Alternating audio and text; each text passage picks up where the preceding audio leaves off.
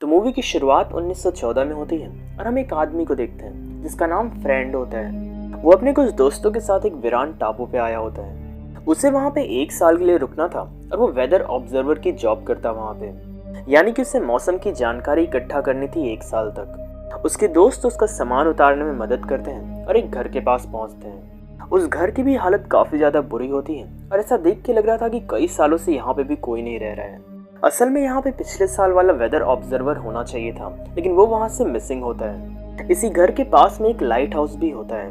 Friend पुराने वाले weather officer से मिलना चाहता था और इसी कारण से वो अपने दोस्तों के साथ उस लाइट हाउस में जाता है। उस लाइट हाउस में उन्हें एक आदमी मिलता है जिसके बाल और दाढ़ी बहुत ज़्यादा बड़े होते हैं और उसकी हालत काफ़ी ज़्यादा बुरी होती है। इस आदमी का नाम ग्रुनर था और बाकी लोग इससे पुराने वाले वेदर ऑफिसर के बारे में पूछते हैं। ग्रुनर उनसे काफ़ी बुरी तरह बात कर रहा होता है और वो कहता है कि पुराना वाला वेदर ऑफिसर किसी बीमारी से मर गया होगा।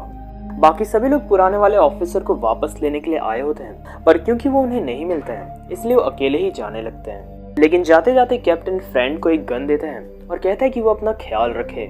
फ्रेंड इसके बाद उस आइलैंड पे घूमता है और उस घर की तलाश भी करता है और वहाँ पे उसे पुराने वाले ऑफिसर की डायरी भी मिलती है। उस डायरी में अजीब अजीब से क्रिएचर्स की फोटो होती है।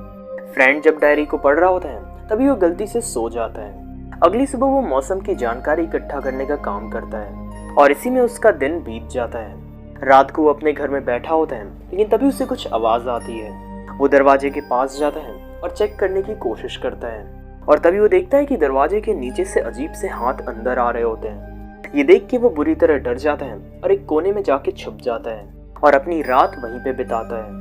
अगली सुबह जब वो बाहर चेक करता है तो उसे रेत पे कई सारे पैरों के निशान मिलते हैं। इस घटना के बाद वो तुरंत ही लाइट हाउस के पास जाता है और ग्रुनर से उसकी मदद करने के लिए कहता है। फ्रेंड उसे सारी बातें बताता है कि रात को उस पर किसी ने हमला किया था, लेकिन ग्रुनर उसे लाइट हाउस के अंदर आने से मना कर देता है। इसके बाद फ्रेंड खुद ही घर को ठीक करने की कोशिश करता है और हर जगह पे ढेर सारी लकड़ियां लगा देता है। इसी दौरान उसे एक राइफल भी मिलती है जिससे पाके वो काफी खुश होता है। रात को वो क्रिएचर्स वापस आते हैं और उस घर के अंदर घुसने की कोशिश करने लगते हैं। फ्रेंड डर के मारे उन सभी क्रिएचर्स को शूट करने लगता है और कोई रास्ता ना होने के कारण वो घर के आसपास आग लगा देता है। इस आग की वजह से वो क्रिएचर्स तो भाग जाते हैं, लेकिन उसका घर भी जलने लगता है। घर के अंदर भी आग पहुंच चुकी होती है और इसीलिए उसे बाहर जाना पड़ता है। वो एक पत्थर के पीछे छुप जाता है और अपनी रात वहीं पे गुजारता है। अगली सुबह होने तक उसका घर बुरी तरह जल चुका होता है और वो ग्रुनर का पीछा करने की कोशिश करता है। थोड़ा आगे जाने के बाद वो ग्रुनर को मारने के लिए अपनी गन उठाता है। वो ग्रुनर को शूट करने ही वाला होता है, लेकिन तभी एक क्रिएचर उस पर हमला कर देता है। फ्रेंड तुरंत ही अपनी गन उठाता है और उस क्रिएचर को मारने वाला होता है, लेकिन तब तक ग्रुनर भी वहाँ पे आ चुका था और वो उसे रोक देता है। वो कहता है कि ये क्रिएचर एक कुत्ते की तरह है और वो उस पर हमला नहीं करेगी।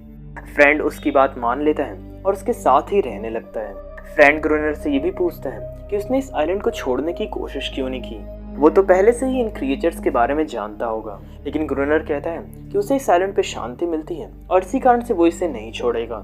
रात को वो फ्रेंड को ऊपर बुलाता है और वो दोनों लाइट हाउस की रखवाली करने लगते हैं। थोड़ी देर में वो सभी क्रिएचर्स भी वहाँ पे आने लगते हैं और वो सभी लाइट हाउस पे चढ़ने की कोशिश करते हैं। फ्रेंड जैसे ही उन्हें देखता है वो बेहोश हो जाता है और ग्रुनर अकेले ही रात भर उनसे लड़ता है।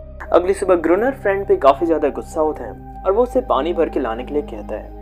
फ्रेंड को अब ऐसा भी लग रहा था कि वो सभी क्रिएचर्स आइलैंड पे बार बार इसीलिए आ रहे हैं क्योंकि ग्रुनर ने एक क्रिएचर को पकड़ रखा है। वापस आने पर वो ग्रुनर को उस क्रिएचर के साथ पाता है और उसे कुछ भी समझ नहीं आ रहा होता है। इसके बाद वो खाना खाते हैं और रात होने पे वो फिर से लाइट हाउस की रखवाली करने के लिए ऊपर जाते हैं। थोड़ी देर में वो सभी क्रिएचर्स भी वहाँ पे आ जाते हैं और ग्रुनर तुरंत ही लाइट हाउस के अंदर चला जाता है। अंदर जाने के बाद वो दरवाजा बंद कर लेता है और फ्रेंड को बाहर ही छोड़ देता है। फ्रेंड उससे लगातार मदद मांगता है, लेकिन वो कुछ भी नहीं करता है। अगली सुबह जब ग्रुनर उसे चेक करने के लिए जाता है तो वो देखता है कि फ्रेंड अभी भी जिंदा होता है, लेकिन खून में कवर्ड होता है। इसके बाद वो दोनों साथ में रहते हैं और धीरे धीरे दिन भी बीतने लगते हैं। कई हफ्ते बीत चुके होते हैं और अब क्रिएचर्स ने भी हमला करना कम कर दिया होता है। इसी टाइम के दौरान फ्रेंड उस क्रिएचर को भी लाइक करने लगता है और उसका नाम एनेरिस रखता है। एक रात वो चेस खेल रहे होते हैं और आपस में बातें कर रहे होते हैं, लेकिन तभी वो क्रिएचर्स भी उन पे हमला कर देते हैं। वो तुरंत ही दरवाजा बंद करते हैं और लाइट हाउस के ऊपर आके उसे बचाने की कोशिश करने लगते हैं। अब की बार इन क्रिएचर्स की तादाद काफी ज्यादा होती है। थोड़ी देर में उनकी बुलेट्स भी खत्म हो जाती हैं और इसलिए उन्हें घर के अंदर वापस आना पड़ता है। पर इसी के दौरान एक क्रिएचर ग्रुनर के पैर पे भी हमला कर देता है। फ्रेंड उसकी मदद करता है और वो दोनों ही क्रिएचर्स से घिरे होते हैं। पूरी रात भर वो वहीं पे छुपे होते हैं और किसी तरह उनकी जान बच जाती है। सनराइज होते ही सारे के सारे क्रिएचर्स भाग जाते हैं। एनेरिस इसके बाद ग्रुनर की चोट को अपने सलाइवा की मदद से ठीक कर देती है, क्योंकि उसके सलाइवा में कुछ मेडिसिनल प्रॉपर्टीज होती हैं। फ्रेंड बाहर घूम रहा होता है और तभी उसे एक शिप दिखता है। फ्रेंड ये देख के काफी ज्यादा खुश हो जाता है और वो सिग्नल देने की कोशिश करता है, लेकिन ग्रुनर उसे रोक देता है क्योंकि वो इस आइलैंड को छोड़ के नहीं जाना चाहता था। फ्रेंड इस बात से काफी ज्यादा दुखी हो जाता है और वो एनेरिस से बात करने की कोशिश करता है। उसे एक छोटी सी नाव दिखाता है और कहता है कि वो एक ऐसी ही नाव में यहाँ पे आया था। एनेरिस तुरंत ही उसे आइलैंड के एक दूसरे साइड पे ले जाती है और वहाँ पे एक पलटी हुई नाव होती है।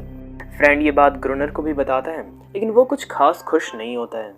ग्रुनर कहता है कि वो उस नाव के बारे में जानता है और वो दोनों उसकी मदद से एस्केप नहीं कर सकते क्योंकि वो काफी ज्यादा छोटी है। ग्रुनर उसे ये भी बताता है कि ये नाव पोर्टुगीज लोगों की थी और वो डायनामाइट ले जाने का काम किया करते थे। पोर्टुगीज लोग एक शिप में आए थे और उसका डायनामाइट अभी भी नीचे ही पानी में पड़ा होगा। फ्रेंड ग्रुनर से कहता है कि उन्हें उसे ढूंढने के लिए जाना चाहिए, लेकिन ग्रुनर उसे इस बात से साफ मना कर देता है। लेकिन थोड़ी देर बाद जब वो फ्रेंड को एनेरिस के साथ टाइम स्पेंड करते हुए देखता है तो उसे जलन होने लगती है और इसीलिए वो डायनामाइट ढूंढने के लिए मान जाता है। उसका ये प्लान था कि फ्रेंड डायनामाइट ढूंढते हुए अपने आप ही मारा जाएगा। ग्रुनर फ्रेंड से ये भी कहता है कि पानी के नीचे जाने का काम उसका ही रहेगा। अगले दिन वो दोनों शिप के मलबे के पास जाते हैं और फ्रेंड पानी में उतरने की तैयारी करने लगता है, लेकिन फ्रेंड जाने से पहले ये कहता है कि अगर वो रस्सी को हिलाए तो वो उसे तुरंत ही ऊपर खींच ले। फ्रेंड इसके बाद पानी के नीचे पहुंचता है और डायनामाइट के बॉक्स इकट्ठा करने लगता है, लेकिन वो गलती से नीचे गिर जाता है और ग्रुनर से उसे ऊपर खींचने के लिए कहता है, लेकिन ग्रुनर रस्सी को हिलता देख के भी उसे ऊपर नहीं खींचता है और इसी कारण से फ्रेंड को खुद ही ऊपर आना पड़ता है। लाइट हाउस पे वापस आने के बाद वो डायनामाइट्स को बाहर निकालते हैं और उन्हें हर जगह पे लगा देते हैं। डायनामाइट्स लगा के वो उनका इंतजार करते हैं, लेकिन वो क्रिएचर्स आ ही नहीं रहे होते हैं। तभी एनेरिस कुछ खाना लाती है, लेकिन ग्रुनर उस पर गुस्सा हो जाता है और उसे मारने लगता है। उसे ऐसा लग रहा था कि एनेरिस ने उनके प्लान के बारे में उन क्रिएचर्स को बता दिया है। रात होने पे ग्रुनर एनेरिस को जबरदस्ती ऊपर ले जाता है और उसे जोर जोर से चिल्लाने के लिए कहता है ताकि बाकी क्रिएचर्स भी बाहर आ जाएं। उसकी आवाज सुनते ही ढेर सारे क्रिएचर्स वहां पे आ जाते हैं और उन पे हमला करने लगते हैं। ग्रुनर डायनामाइट्स को ब्लास्ट करने की कोशिश करता है, लेकिन वो ब्लास्ट हो ही नहीं रहे होते हैं। असल में डायनामाइट्स के वायर्स कनेक्टेड ही नहीं होते हैं। वो किसी तरह वायर्स को कनेक्ट करते हैं और डायनामाइट्स को ब्लास्ट कर देते हैं। इस धमाके में कई सारे क्रिएचर्स मारे जाते हैं और ये दोनों भी बेहोश हो जाते हैं। सुबह होने पे वो दोनों बाहर जाते हैं और उन क्रिएचर्स को मारते हैं जो कि बम के धमाके से अभी भी जिंदा होते हैं। इस घटना के बाद से एनेरिस ने भी उन्हें छोड़ दिया होता है। फ्रेंड इसके बाद समुद्र के किनारे पे जाता है और वहाँ पे वही छोटी सी नाव रख देता है। फ्रेंड इसके बाद अंदर वापस आता है और वो ग्रुनर को सोता हुआ पाता है। मौके का फायदा उठा के वो उसके सामान की तलाशी करता है और उसे अंदर एक फोटो मिलती है। उस फोटो में एक आदमी अपनी वाइफ के साथ होता है और ये आदमी पुराना वाला वेदर ऑफिसर था और ये और कोई नहीं बल्कि ग्रुनर है। फ्रेंड को समझ नहीं आ रहा होता है कि उसने उसे सच क्यों नहीं बताया। अगले दिन फ्रेंड वापस से समुद्र के किनारे पे जाता है और उसे वहाँ पे एनेरिस दिखती है। एनेरिस के साथ और भी कई सारे क्रिएचर्स आए होते हैं, लेकिन वो फ्रेंड पे हमला नहीं कर रहे होते हैं। एक छोटे क्रिएचर ने उस नाव को भी ले लिया होता है। ये सभी क्रिएचर शांति चाहते थे और वो फ्रेंड से मिलने के लिए आए होते हैं। फ्रेंड उन क्रिएचर्स के साथ होता है, लेकिन तभी ग्रुनर उन पे हमला करने लगता है। वो चाहता था कि एनेरिस वापस आ जाए, लेकिन एनेरिस इस बात से साफ मना कर देती है। ग्रुनर इस बात से गुस्सा हो जाता है और उस बच्चे क्रिएचर को मार डालता है। फ्रेंड तुरंत ही लाइट हाउस के अंदर जाता है और ग्रुनर से लड़ने लगता है। वो पूछता है कि ग्रुनर उन क्रिएचर्स को शांति से क्यों नहीं रहने दे रहा है। ग्रुनर उसे मारने के लिए आगे बढ़ता है, लेकिन फ्रेंड कहता है कि वो एक मर्डरर नहीं है और उसे ऐसा नहीं करना चाहिए। ग्रुनर को भी इस बात का एहसास होता है और वो अपना हथियार फेंक देता है और उन क्रिएचर्स के बीच चला जाता है। वो क्रिएचर्स उस पर काफी ज्यादा गुस्सा थे और वो उसे मार डालते हैं। मूवी की कहानी इसके बाद थोड़ा आगे जाती है और हम एक नई शिप को इस आइलैंड पे आते हुए देखते हैं। ये शिप फ्रेंड को ले जाने के लिए आई होती है और एक नए ऑफिसर को रखने के लिए। कैप्टन फ्रेंड के पास जाता है, लेकिन उसकी हालत इतनी बुरी होती है कि वो उसे ग्रुनर समझ लेता है और वो उससे फ्रेंड का ही पता मांगने लगता है। फ्रेंड इसके बाद खिड़की के पास जाता है और उन ऑफिसर्स को अपनी आइडेंटिटी नहीं बताता है। वो ग्रुनर की तरह ही उनसे बात करता है। फ्रेंड ने ऐसा इसीलिए किया क्योंकि इस आइलैंड पे काफी ज्यादा शांति थी और वो हमेशा से यही चाहता था।